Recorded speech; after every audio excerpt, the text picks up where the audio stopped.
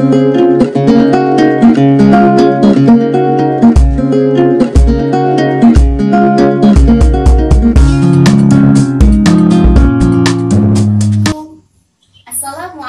warahmatullahi wabarakatuh. Kami dari kelompok 6 yang beranggotakan Devita, Nur Hadijah, Hesti Ningsih, Lasmiyati, dan Rahmadini.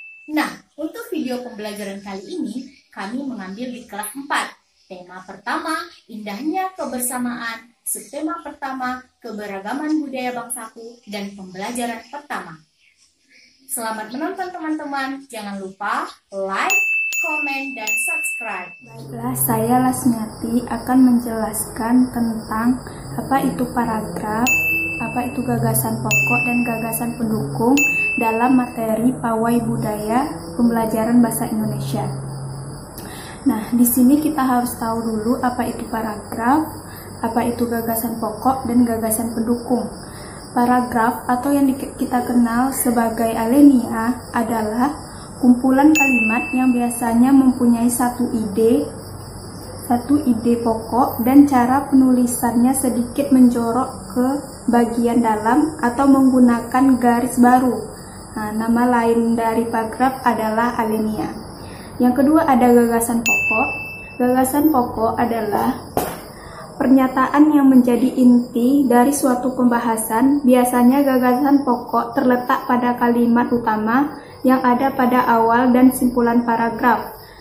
Gagasan pokok atau ide pokok atau pokok pikiran, yakni arti pembahasan dalam sebuah pernyataan kalimat. Nah, yang ketiga ada gagasan pendukung, adalah gagasan atau ide yang menjelaskan gagasan utama atau ide pokok. Gagasan utama adalah gagasan yang menjadi dasar suatu paragraf. Gagasan pendukung dalam satu paragraf dapat lebih dari satu gagasan, sedangkan gagasan utama hanya satu dalam satu paragraf. Nah, sekarang kita akan membahas gagasan pendukung dan gagasan pokok dalam materi pawai budaya. Nah, di paragraf pertama bercerita tentang pawai budaya sangat menarik bagi warga kampung Babakan. Nah, di situ adalah gagasan pokoknya. Nah, gagasan pendukungnya adalah pawai ini selalu menampilkan keragaman budaya Indonesia. Udin dan teman-teman tidak pernah bosan menanti rombongan pawai lewat. Tahun ini mereka datang ke alun-alun untuk melihat pawai tersebut. Nah, itu gagasan pendukungnya. Di paragraf kedua ada gagasan pokoknya ialah budaya Maluku sangat unik dan menarik. Nah, kalau di gagasan pendukungnya ialah rombongan laki-laki mengenakan kemeja putih, jas merah, dan topi tinggi dengan hiasan keemasan. Rombongan perempuan mengenakan baju cele. Baju ini terdiri dari atasan putih berlengan panjang serta rok lebar merah. Langkah mereka diiringi oleh suara tipa, alat musik dari Maluku. Nah, di situ adalah gagasan pendukungnya. Nah, di paragraf ketiga, gagasan pokoknya ialah budaya Bali terkenal karena bunyi musiknya yang berbeda. Nah, gagasan pendukungnya ialah alat ini berbentuk seperti dua keping simbal yang terbuat dari logam. Nyaring bunyinya ketika dua keping ini dipadukan. Nah, di paragraf keempat, gagasan pendukungnya ialah wanita Toraja memakai pakaian adat yang disebut baju poko. Rombongan laki-laki menggunakan pakaian adat yang disebut sepa talung buku. Rombongan Toraja membunyikan alat musik khas mereka, pompang namanya. Itu gagasan pendukungnya. Sedangkan gagasan pokoknya, budaya Toraja sangat menarik untuk dipelajari. Nah, yang terakhir di paragraf 5, gagasan pendukungnya ialah Udin dan teman-teman senang melihat pawai budaya. Selalu ada hal baru yang mereka perhatikan setiap tahun. Nah, gagasan pokoknya, pakaian adat dari berbagai suku di Indonesia selalu menyenangkan untuk diamati. Nah, jadi intinya adalah gagasan pokok itu adalah pernyataan yang menjadi inti dari suatu pembahasan. Sedangkan gagasan pendukung ialah gagasan atau ide yang menjelaskan gagasan utama atau ide pokok tersebut. Terima kasih.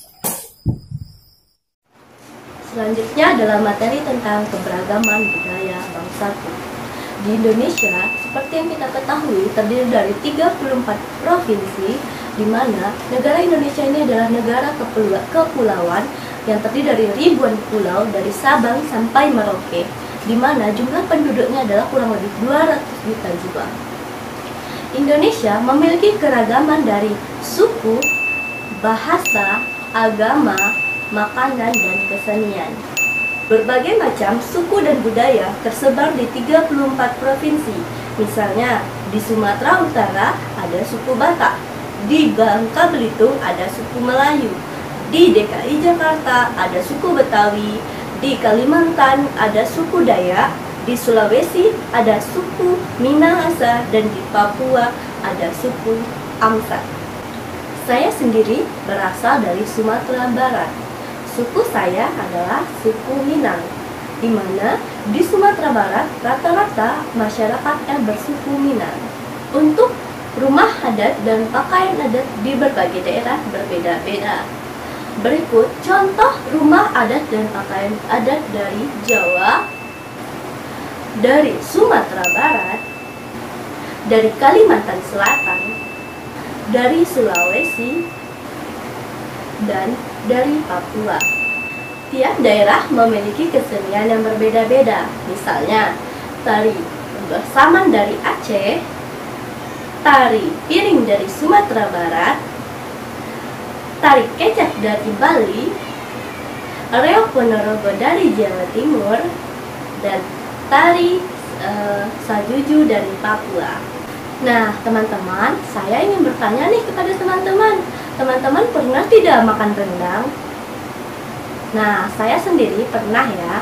Untuk mayoritas masyarakat di Indonesia rata-rata pernah ya makan rendang. Nah, teman-teman tahu tidak rendang itu berasal dari mana? Ya, benar sekali. Rendang berasal dari daerah Sumatera Barat. Nah, itu merupakan makanan khas daerah Sumatera Barat. Selanjutnya ada gudeg. Gudeg berasal dari Yogyakarta. Dan yang terakhir ada soto Banjar, berasal dari Kalimantan Selatan. Nah, di Indonesia ini sangat banyak beraneka ragam makanan ya, dari yang pedas, manis, asin, dan yang lain-lainnya. Jadi kita semua itu harus mencoba makanannya. Karena apa? Karena Indonesia ini sangat kaya akan rempah-rempahnya. Nah, tadi saya kan sudah bahas, saya berasal dari Provinsi Sumatera Barat, bersuku Minang. Nah, bahasa di suku Minang yaitu adalah bahasa Minang. Nah, banyak macam bahasa di Indonesia. Tetapi walaupun banyak macam bahasa, kita punya bahasa pemersatu, yaitu adalah bahasa Indonesia, di mana kita semua sebagai pelajar, mahasiswa wajib menggunakan bahasa Indonesia dan melestarikan bahasa daerah. Nah, dari itu, teman-teman semua, kita wajib melestarikan semua ragam budaya, bahasa di daerah.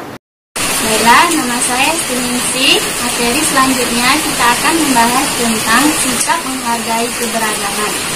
Yang pertama, sikap menghargai keberagaman itu adalah berteman dengan yang berbeda agama. Nah, kita sebagai seorang teman tidak boleh membeda-bedakan teman, baik itu bermain maupun belajar, baik di lingkungan rumah maupun di sekolah. Nah, sikap yang kedua adalah menghargai teman yang berasal dari suku bangsa lain. Nah, di Indonesia banyak sekali suku bangsa. Kita sebagai seorang teman harus menghargai suku bangsa dari teman kita, supaya terjalinnya kesatuan dan persatuan bangsa kita. Nah, yang ketiga adalah membantu teman yang terkena musibah. Kita sebagai seorang teman tidak boleh mengelimi teman dalam membantunya. Kita harus membantu dengan ikhlas tanpa pamrih. Keempat adalah menghormati teman yang sedang menjalankan kegiatan keagamaannya. Contohnya, kita harus menghargai teman yang sedang berpuasa. Kita sebagai teman harus menghargai teman yang sedang berpuasa. Yang kelima adalah mengadakan pentas seni untuk menunjukkan seni budaya bangsa kita.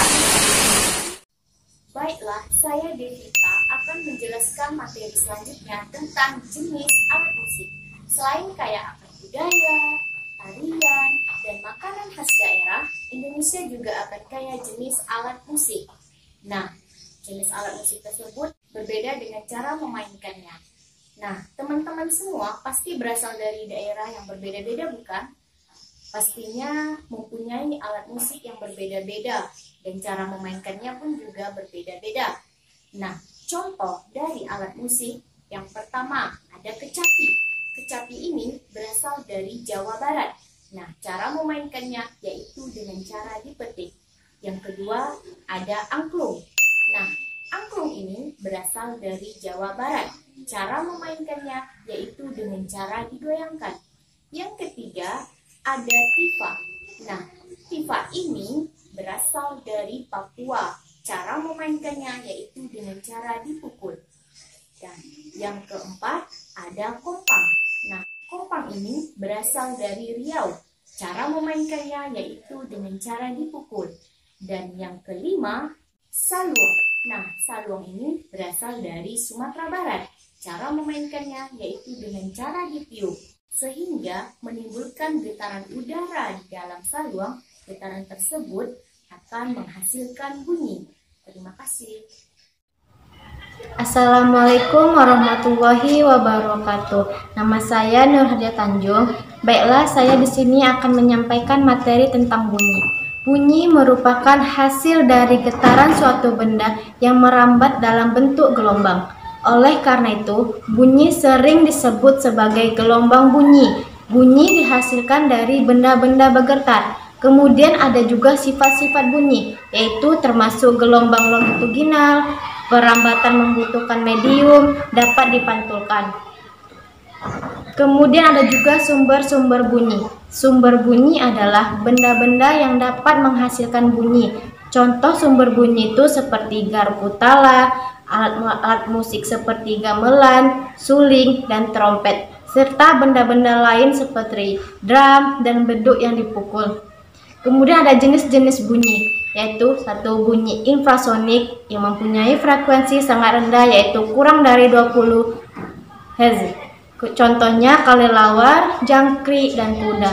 Kemudian ada bunyi audiosonik mempunyai frekuensi antara 20 sampai 20.000 Hz. Kemudian ada bunyi ultrasonik mempunyai frekuensi sangat tinggi yang lebih dari 20.000 Hz terdengar oleh lumba-lumba. Kemudian ada perambatan bunyi. Cepat lambat bunyi dipengaruhi oleh dua hal, yaitu jenis dan suhu medium. Kemudian adalah pemantulan bunyi, yaitu bunyi yang memperkuat bunyi asli, gaung bunyi yang berulang-ulang, gema bunyi pantulan terdengar setelah bunyi asli. Kemudian ada jenis bunyi lain, yaitu seperti nada, yaitu bunyi frekuensi yang beratur. Kedua ada desah, bunyi frekuensi yang tidak beratur. Kemudian ada dentum, mempunyai amplitudo paling besar. Kemudian ada warna bunyi atau timbre. Kemudian ada juga resonansi bunyi. Satu, resonansi yang menguntungkan yang terjadi pada musik seperti gitar, gamelan, dan gendera. Kedua, ada resonansi merugikan, resonansi yang terjadi pada suara deru pesawat terbang yang dapat membuat kaca pecah. Wah, tidak terasa ya sudah di penghujung video. Bagaimana video kami? Nah, jangan lupa ya di komen atau di love dan diberi like, karena satu love atau like dari teman-teman menunjang nilai kami untuk memenuhi mata kuliah Teknologi Informasi dan Komunikasi. Apabila ada kesalahan, kami mohon maaf. Kami akhiri. Assalamualaikum warahmatullahi wabarakatuh. Bye-bye.